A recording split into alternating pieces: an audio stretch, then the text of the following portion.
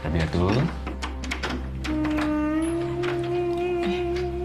Sayang, ni ada makan malam tu sayang.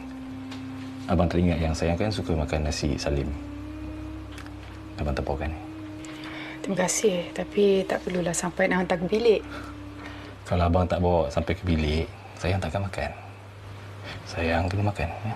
Baby dalam perut tu kan sedang besar. Sayang ni tengah mengandung tapi abang tak ada pun bagi perhatian. Ya. Awak tak dapat perhatian. Baiti, awak dapat semua benda saya dah bagi. Perhatian, segala-galanya, kemewahan ni semua.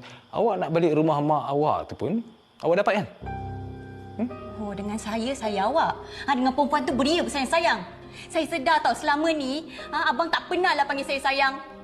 Setiap kali saya je tergegeh panggil abang sayang. Dah. Daripada saya layan awak ni, baik saya tengok TV. Bingit.